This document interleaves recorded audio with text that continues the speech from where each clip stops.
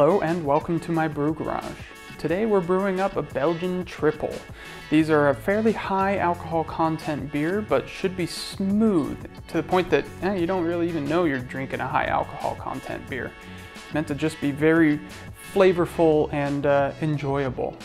And we're brewing this for the upcoming Oktoberfest season. My friends and I, we go down to a little German town in the state and just celebrate Oktoberfest with everyone else, and what better brew to bring than a Belgian one.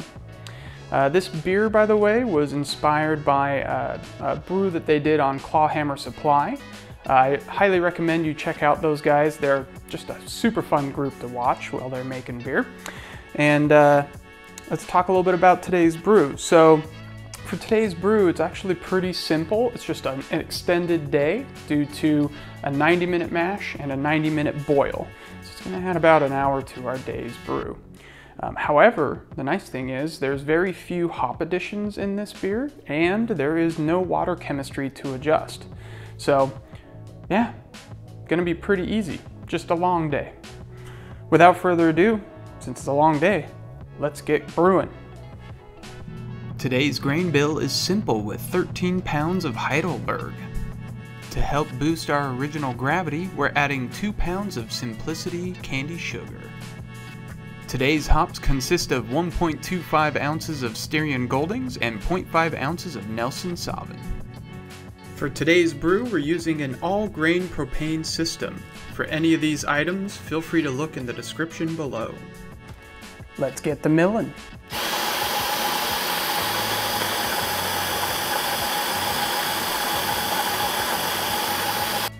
Start by filling my kettle with 5 gallons of water. Nothing special today, it's just tap water. We are looking to mash in today at 148 degrees for 90 minutes. This is going to require us to get to 161 degrees Fahrenheit. Let's get this heated up. Our strike water is at temp. We're going to go ahead and pour that into our mash tun. While that goes in there, we're going to get ready with our grains. And pour those in.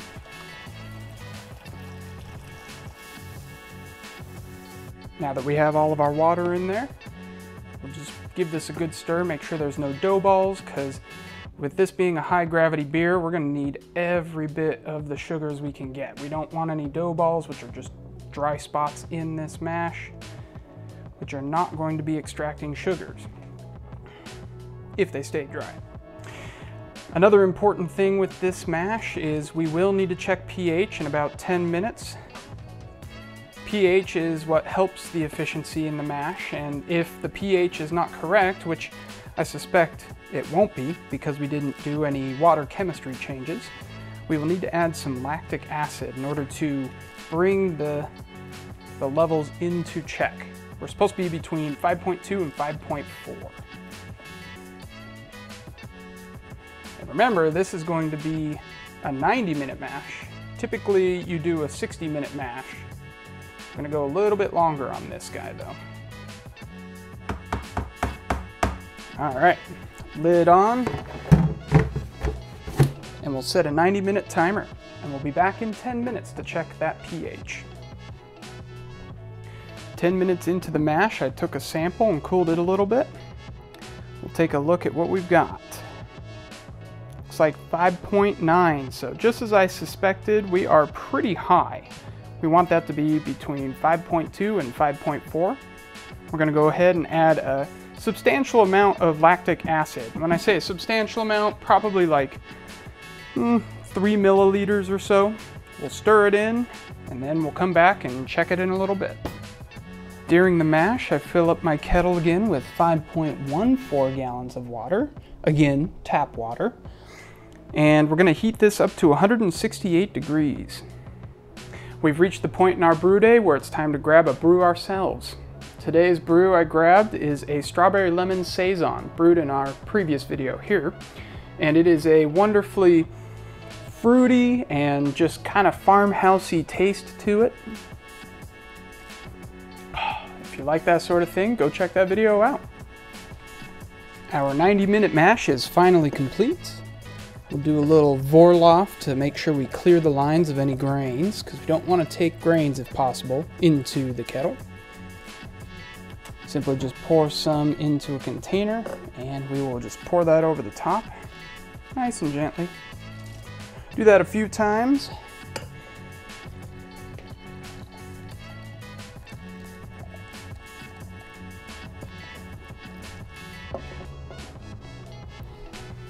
Honestly, that's already looking fairly clear. There's a couple things that are floating around in there, so we'll do it a couple more times.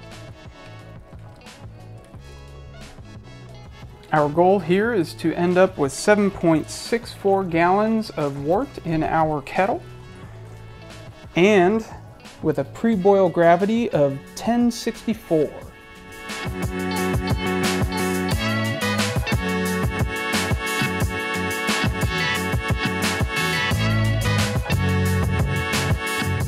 We are at our pre-boil volume, 7.64 gallons. We've taken a gravity reading and we are quite a ways off, which I kind of suspected with how the pH was reading and how we couldn't really get it down any further. The gravity in this case, we're looking at 1.050. We were supposed to be at 1.064. Hopefully though, adding some of that candied sugar and of course boiling for a long time, that 90-minute time frame, hopefully we'll bring up that gravity a little closer to what we're supposed to be at in the end. Now that we're at a rolling boil, we're going to do a few things. First, we're going to shut the heat off 100%. We'll add our hop spider. And the core reason we shut off the heat is we want to add this sugar. 2 pounds of simplicity. Squeeze that on in.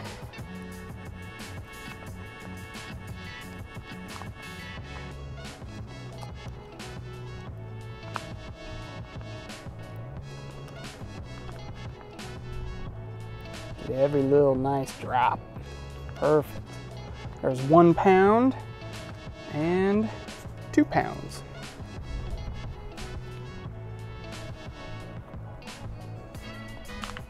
It's going to help get that gravity up higher, that alcohol content up higher. Give the beer its flavor that we want. I should specify that most of this sugar is just going to be consumed by the yeast, whereas the flavor, for the most part, will come from the grains. All right. From there, we're going to set a 90-minute timer, get this back to a rolling boil, mix in that sugar real good, and we'll be back to add in our first hop addition at the 60-minute mark, so in half an hour. Time for our 60-minute hop addition, 1 1/4 ounce Styrian Goldings.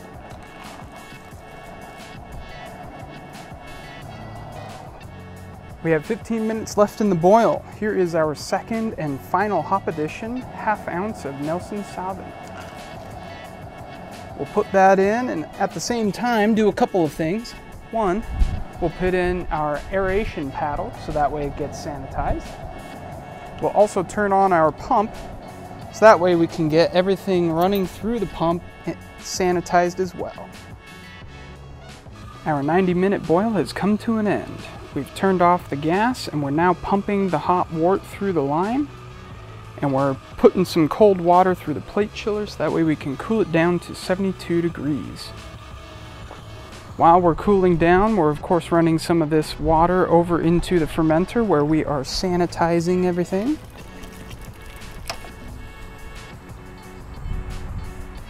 Once this comes down to 72 degrees, we'll put the wort into the fermenter and get it ready for pitching our yeast. Our wort is in the fermentation chamber. We're ready to pitch our yeast. Today we're using Imperial B48 Triple Double. And it goes.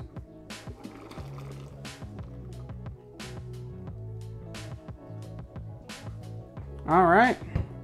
From there, I'm going to hook up everything else. That could be a blow-off tube for you or just a little blow-off container. Mine is a Cold Crash Guardian, so that way I can guard the beer once it cools down during cold crash. You don't necessarily need to use that though. And as far as fermentation goes, this kind of has an interesting schedule. We'll leave it at 72 degrees for 48 hours. After 48 hours, we'll raise the temperature to 75 degrees Fahrenheit. From there, we'll leave it until it's done fermenting. Once it's done fermenting, we'll cold crash it down to 34, and then we need to leave it there, lager it for roughly 23 to 30 days. The longer, the better. But from here, brew day is done. We'll see you at the tasting.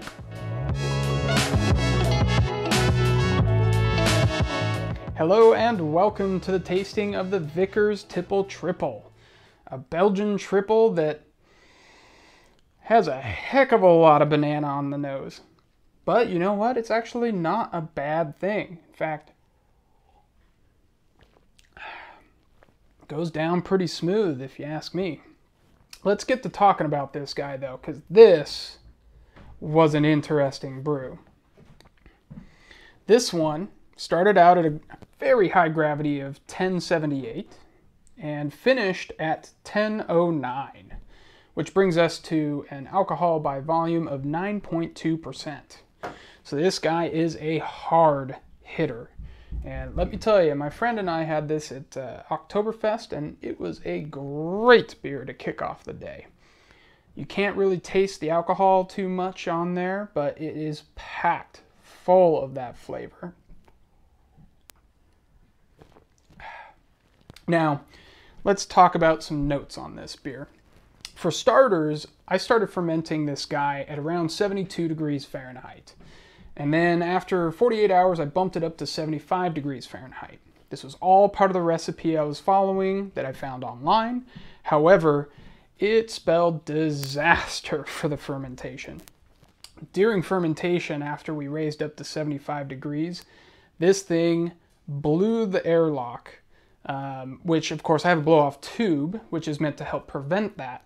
However, it did not hold that back. I had to actually pop the stopper off and let it open ferment for about 24 hours in order to finally calm down, go back into the fermentation vessel where I could then clean the tubing and put it back into place. So that's my first takeaway. If you are to brew this beer, and as others have mentioned online when I was mentioning this on Reddit, definitely start this at a lower temperature. I would say almost cool this down to 65 degrees Fahrenheit and just ferment just under natural, gradual temperature raising instead of forcing it to a temperature of like, say, 75 in my case. And even then, you might want to suppress it just a little bit so that way you get a little bit less banana ester. While it's fairly pleasant, I would still like to see this guy with a little bit less on the nose and on the taste.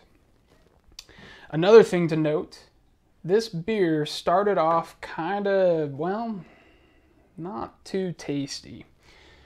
And I think that has to do with the carbonation level. Belgian triples love to be way over carbonated, and that's exactly what I ended up doing.